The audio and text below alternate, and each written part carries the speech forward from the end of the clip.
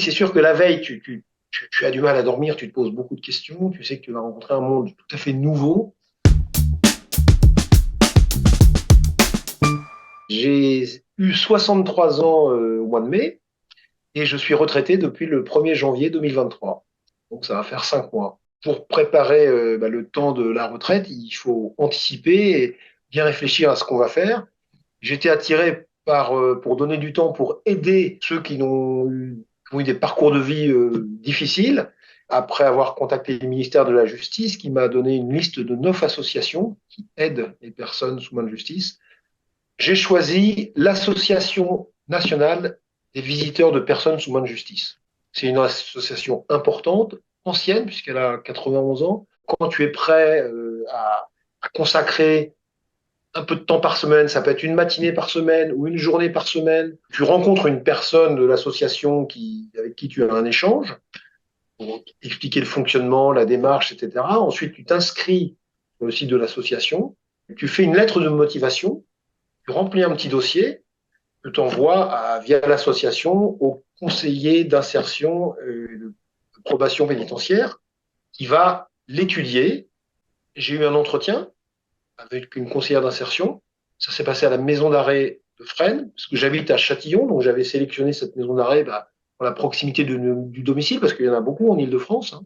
Peu de temps après l'entretien, que j'ai eu au bout de 2 mois, elle m'a dit on vous fait une autorisation provisoire, une accréditation provisoire, et vous pouvez commencer les visites. L'association dispense des formations avec des visiteurs très expérimentés qui font de la formation. Donc, il y avait 3 sessions de 3 heures où on présente tout le contexte de notre mission, de la déontologie, de comment on doit se comporter, de l'écoute. Et après, j'ai eu une autre formation d'une journée avec une psychologue sur la formation à l'écoute. Après ces 4 sessions, je me suis senti prêt. Et c'est eux qui choisissent des personnes qui sont détenues, qui sont souvent très isolées, qui n'ont pas eu de visite pendant plusieurs mois et qui sont en souffrance.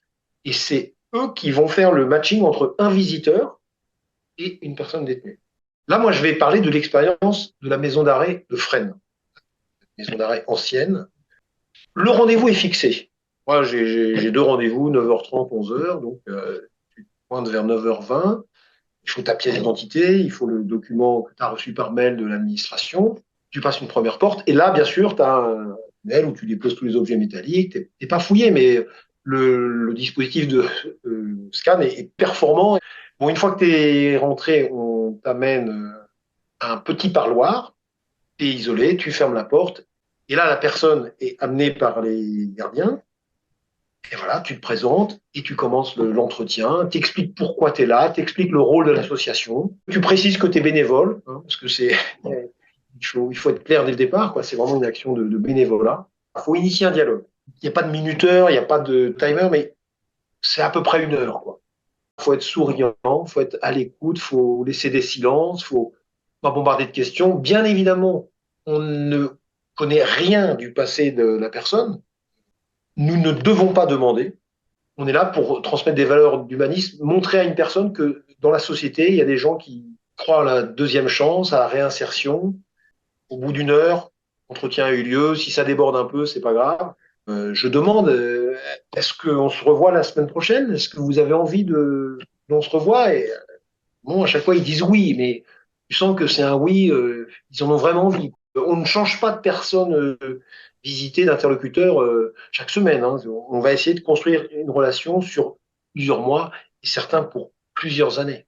Ça leur fait du bien, ça les aide à se reconstruire et à préparer la sortie. C'est impressionnant parce que c'est des parcours de vie vraiment difficiles. Je dis fracassés, mais vraiment c'est un parcours de vie très très compliqué. Il faut réfléchir à, allez, comment redonner espoir ou de le convaincre qu'il y aura un après et que cet après peut être mieux et qu'il y aura des associations pour l'aider. Pour soi, ça permet de prendre du recul sur la société, sur sa vie, ça remet les choses à leur juste valeur. Je suis un jeune visiteur et pour les autres, ça se passe de la même manière. Sauf que à force de voir une personne, ils ont construit un lien social. Moi, j'ai encore rien construit du tout, je suis au tout début. Et voilà, c'est une démarche que j'avais évoqué lors de mon parcours avec Alphonse. Et une fois que tu as dit ça, bah, faut le faire, quoi.